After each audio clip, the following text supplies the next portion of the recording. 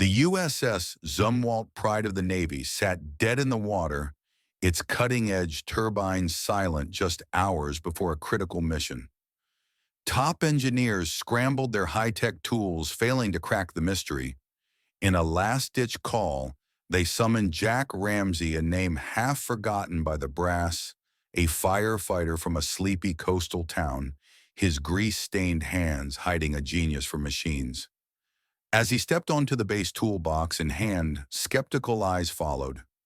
No one knew the truth. This was no ordinary firefighter tribute.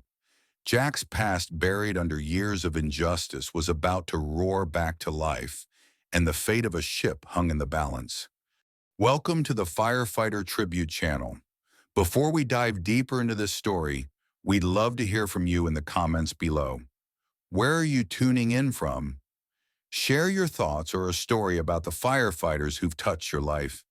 If these stories resonate with you, hit that subscribe button to support the channel and join us in celebrating the inspiring tales of firefighters everywhere.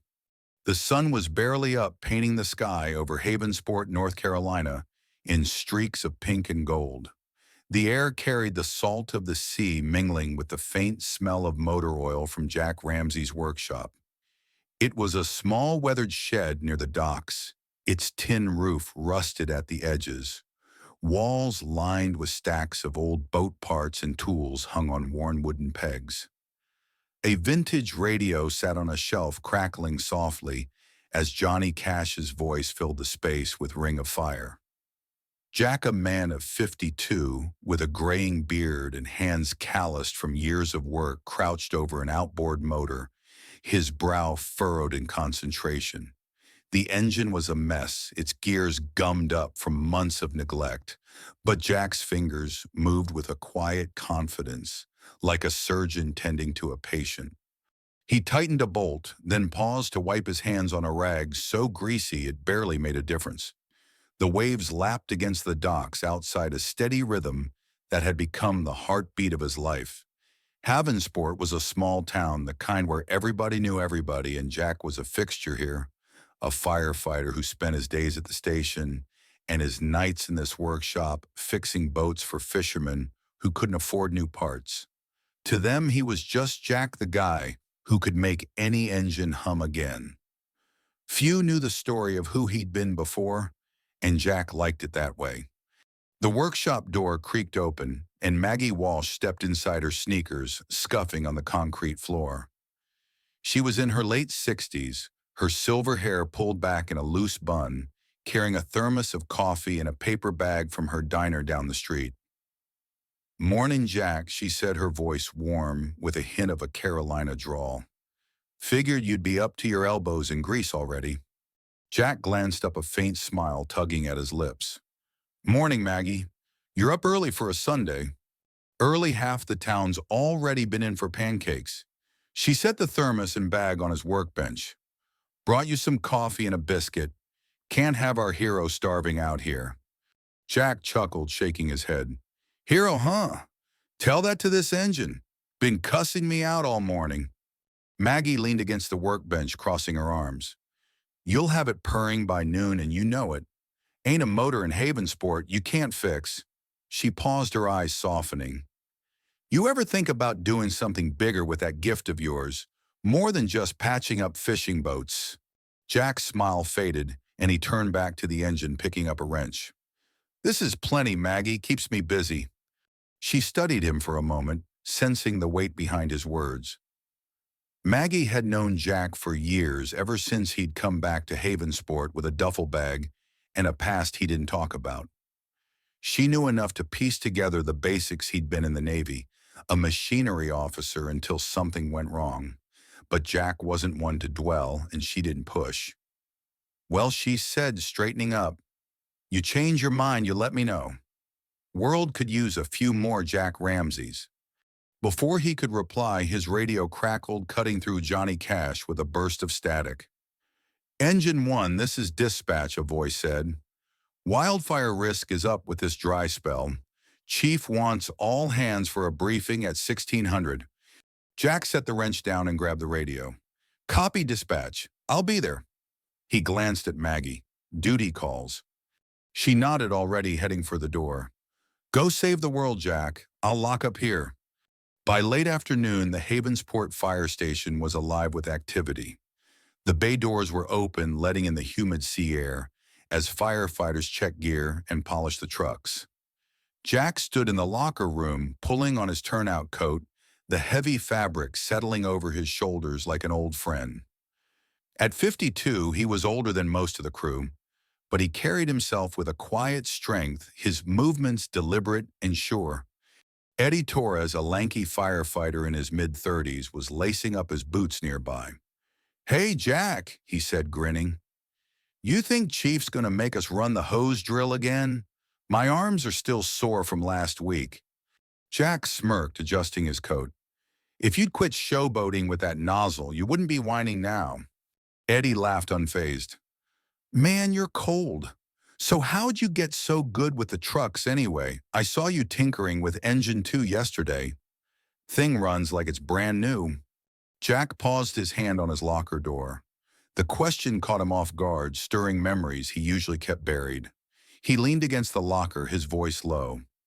Just practice, Eddie. Been messing with engines since I was a kid. Eddie raised an eyebrow, sensing there was more. Come on, man, you're like the engine whisperer. Gotta be a story there. Jack hesitated, then sighed, running a hand through his hair. All right, since you're so curious. Back in the day, I was in the Navy. Machinery officer. Worked on ships, big ones like the Zumwalt class destroyers. Those turbines were something else, cutting edge back then. Eddie's eyes widened. No kidding, you were Navy. How'd you end up here then? Jack's jaw tightened and he looked away, his gaze settling on the concrete floor. Long story. Let's just say things didn't end the way I planned. 12 years ago, Jack had been at the top of his game, a lieutenant commander overseeing the MT-30 gas turbines on a Zumwalt-class destroyer. He'd helped design their systems, a project that filled him with pride. But during a routine patrol, one of the turbines failed, seizing up in a shower of sparks. The ship limped back to port, and the Navy needed a scapegoat. The investigation was quick, too quick, and they pinned it on Jack, claiming he'd skipped critical maintenance checks. He'd fought to clear his name, but the brass wouldn't listen. A few months later, he was handed a discharge letter and sent packing. The betrayal cut deep, but Jack had learned to live with it, bearing the pain in his work as a firefighter and mechanic.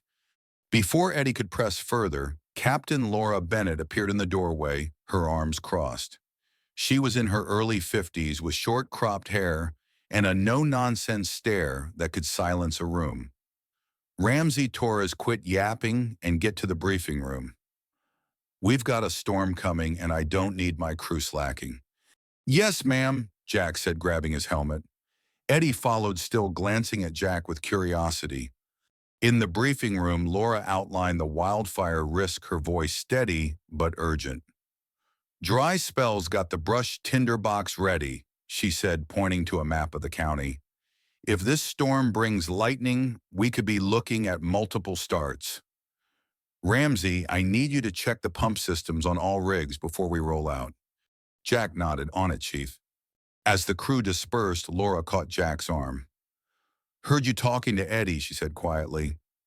You don't give yourself enough credit, Jack. Those fishermen out there, they call you a miracle worker, and our trucks haven't missed a call since you started here. Jack shrugged, uncomfortable with the praise.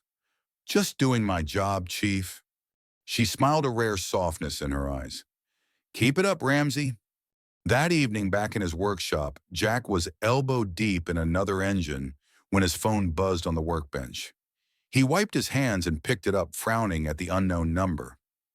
Ramsey speaking, he said, Jack, it's Tom Carver.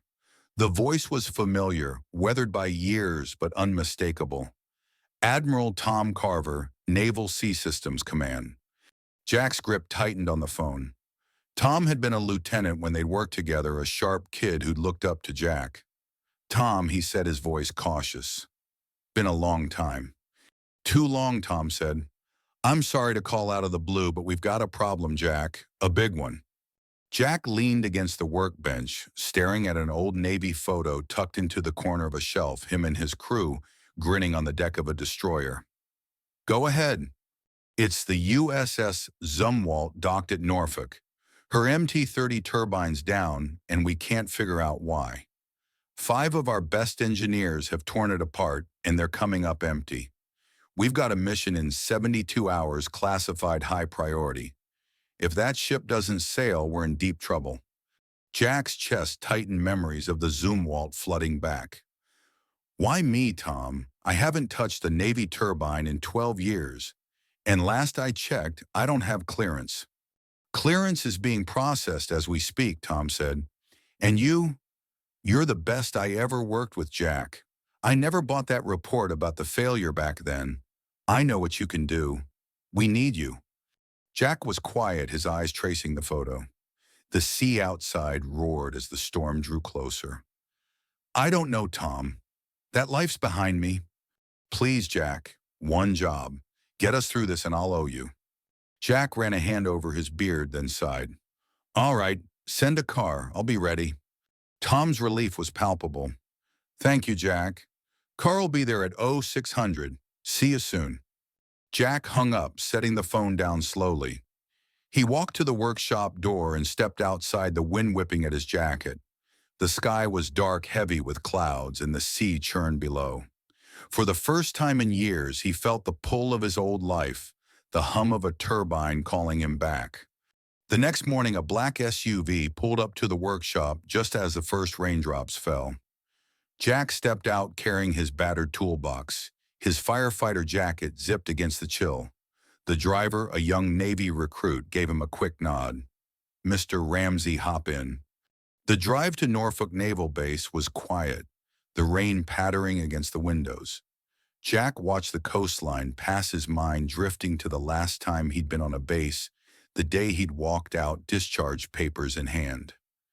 Now here he was, heading back into the world that had cast him aside.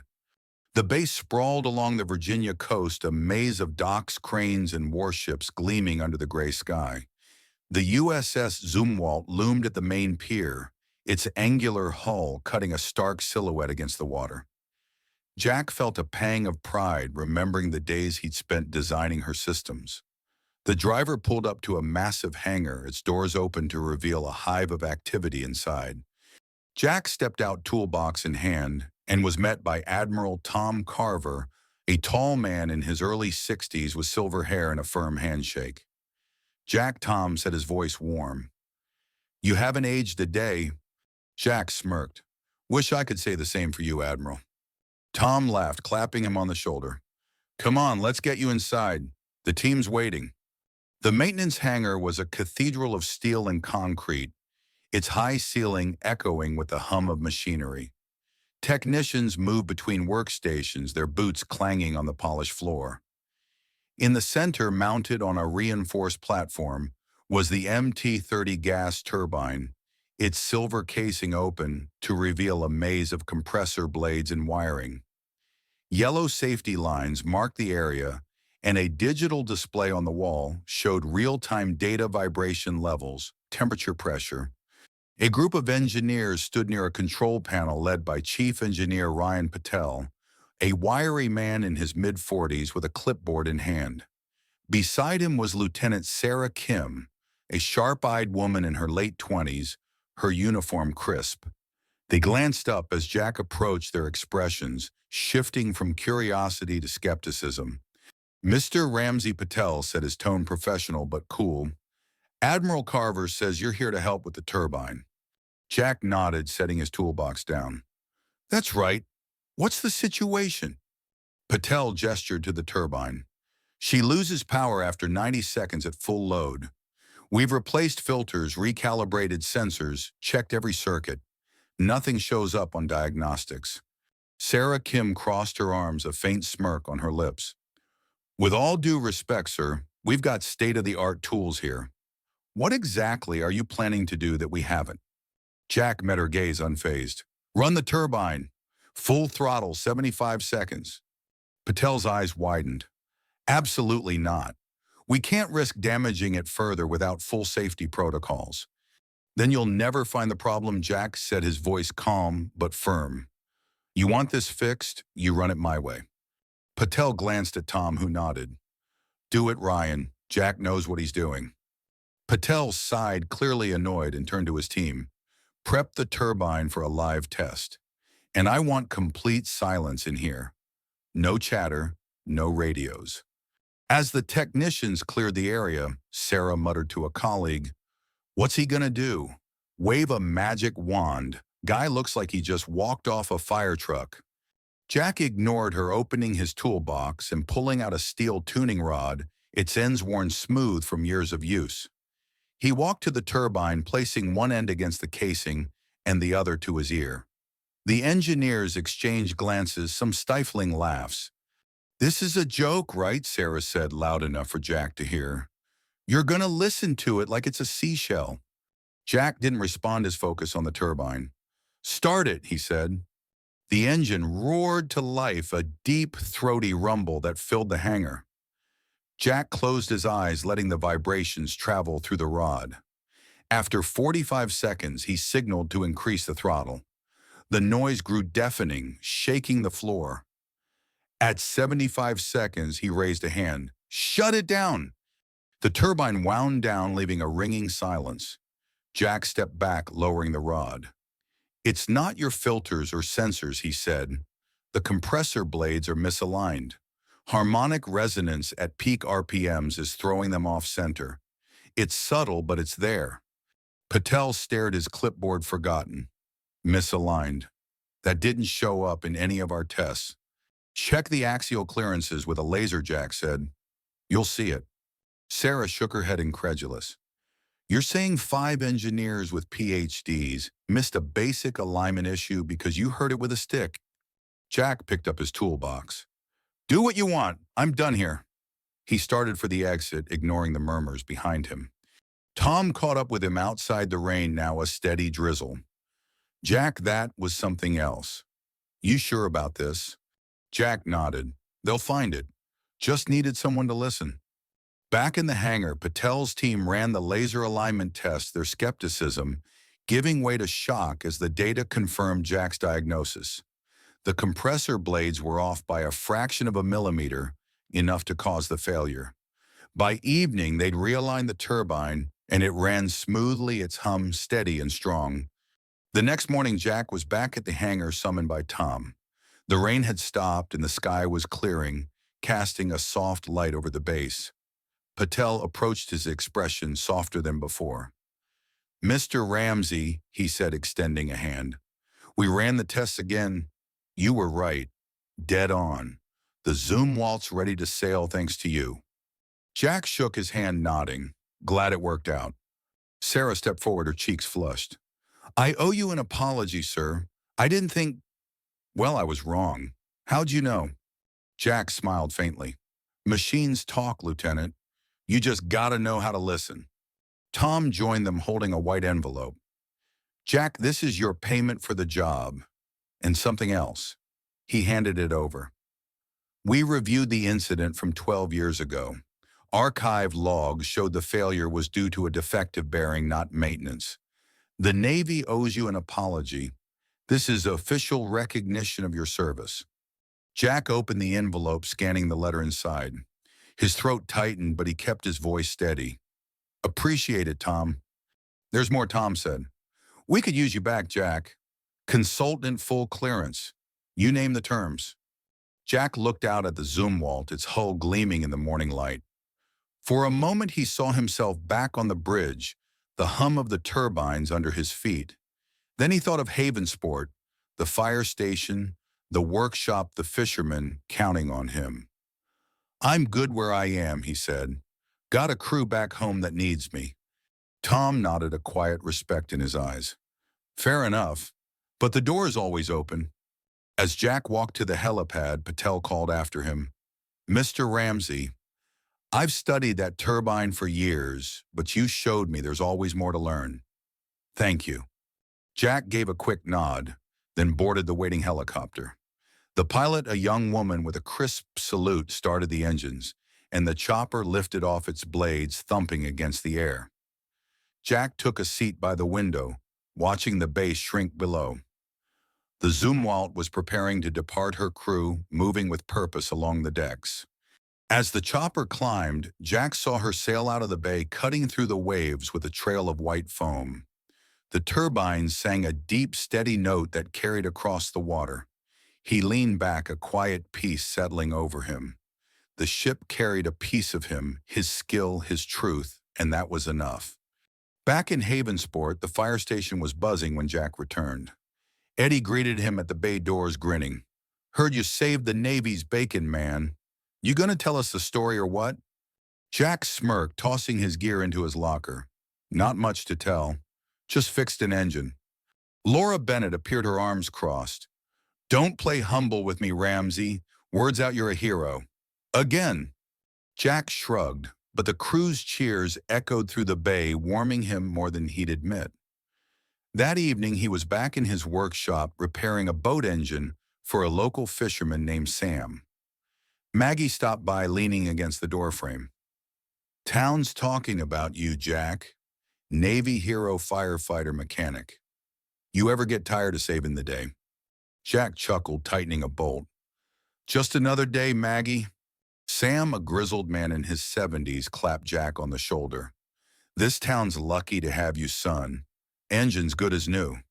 As Sam left, Jack stepped outside. The sun dipped low over Havensport, casting a golden glow across the docks where the sea whispered its endless song. Jack Ramsey sat on an old wooden crate outside his workshop, the familiar scent of motor oil and salt air wrapping around him like a worn blanket. His vintage radio played softly, Merle Haggard's voice, weaving through the evening with a quiet melancholy. The tools inside were still the day's work done, a fisherman's engine revived, ready to face the open water again. But Jack's mind lingered on the USS Zumwalt, its sleek hull, cutting through the bay days ago, carrying his truth back to the sea.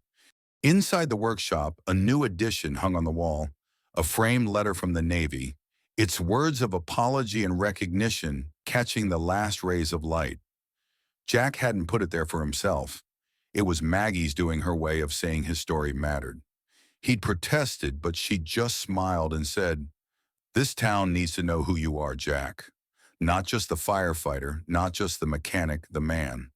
A pickup truck rumbled up the gravel path, and Eddie Torres hopped out, his fire station jacket slung over one shoulder. "Hey, Jack," he called, grinning. "Chief's got us on standby tonight. Storm's passed, but she's paranoid about flare-ups. You coming?"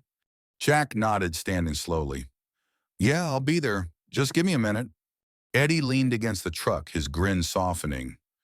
"You know the guys at the station won't shut up about you. Navy hero, saving ships, the whole deal. You're like a legend now." Jack chuckled, shaking his head. "I'm no legend, Eddie. Just a guy who knows engines." "Nah, man," Eddie said, his voice earnest. "You're more than that. You didn't have to go back to that base, not after what they did to you. But you did. And you're still here fixing boats, fighting fires, looking out for us. That's what makes you, you." Jack looked out at the sea, the words settling deep. He thought of the Zumwalt of the young engineers who doubted him, of Admiral Carver's handshake, and the weight of 12 years lifted. But mostly he thought of Havensport, this small town that had taken him in when he had nowhere else to go. The fishermen who trusted him with their livelihoods, the firefighters who called him brother, the diner, where Maggie's coffee was always waiting. This was his home, his purpose, his fire. A siren wailed in the distance, sharp and urgent, cutting through the dusk. Jack's eyes sharpened the call to duty, as instinctive as breathing. He grabbed his jacket from the workshop door, the worn fabric settling over his shoulders. "Let's roll, Eddie," he said, heading for the truck. As they drove toward the station, the sea stretched out beside them, its waves catching the fading light. Jack Ramsey was no hero in his own eyes, just a man who fixed what was broken engines, lives his own heart. But in the quiet acts of service, in the grease on his hands, and the courage in his steps, he carried a truth that burned brighter than any flame. that every soul, no matter how scarred, holds the power to mend, to rise, to light the way for others. And as the siren called him forward, Jack knew he'd answer today and always for the town he loved and the life he'd reclaimed.